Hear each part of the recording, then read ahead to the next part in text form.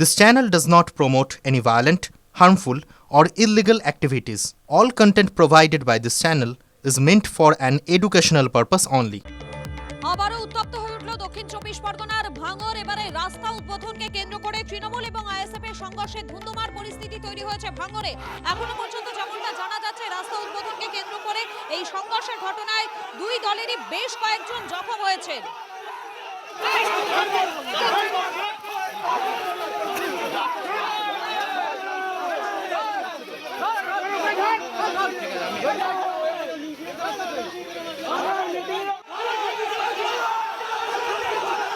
সত্যজিৎ রয়েছেন আমাদের প্রতিনিধি আমাদের সঙ্গে। সত্যজিৎ, কি কারণে পরিস্থিতি এতটা উত্তপ্ত হয়ে উঠলো?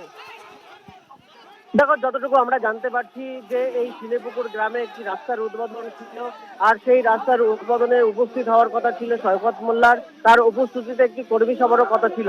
তৃণমূল কংগ্রেসের অভিযোগ যে তারা যখন জড়ো হচ্ছিলেন সেই সময় আইএসএফ এর কর্মী সমর্থকরা তাদের উপরে হামলা চালায়, ঘটনায় বেশ কয়েকজন আহত হয়। কিন্তু পাল্টা আবার আইএসএফ এর যে অভিযোগ যে এই শিলেপুকুর এলাকার পাশে নিমকুড়িয়া গ্রামে সেখানে আইএসএফ এর একটি রক্তদান শিবির আছে, সে কারণের জন্য আইএসএফ এর কর্মী সমর্থকরা যখন জড়ো হয় তখন তৃণমূল কংগ্রেসের কর্মীরা তাদের উপরে চড়াও হয়।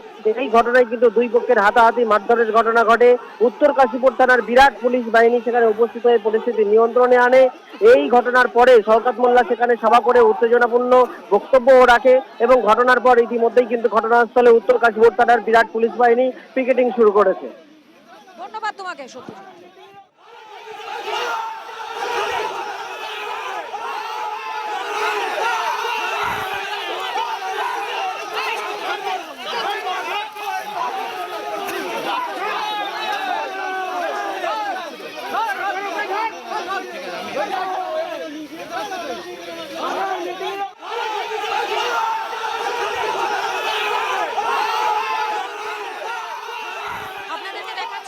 সেই ছবি আপনারা দেখতে পাচ্ছেন ভাঙড়ে কিভাবে পরিস্থিতি উত্তপ্ত হয়ে ওঠে। একটা রাস্তা উদ্বোধনকে কেন্দ্র করে সেখানে তৃণমূল এবং আইএসএফ এর মধ্যে সংঘর্ষে ধুন্ধুমার পরিস্থিতি তৈরি হয়।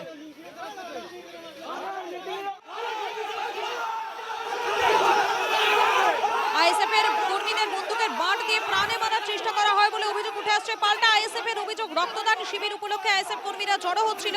আইএসএফ এবং তৃণমূলের মধ্যে মারধরের ঘটনায় এখনো পর্যন্ত দুপক্ষেরই একাধিক জন আহত হয়েছেন বলে জানা যাচ্ছে। ঘটনাটি ভাঙড়ের শানপুকুর গ্রাম পঞ্চায়েত এলাকার চিনিপুকুর গ্রামের ঘটনা।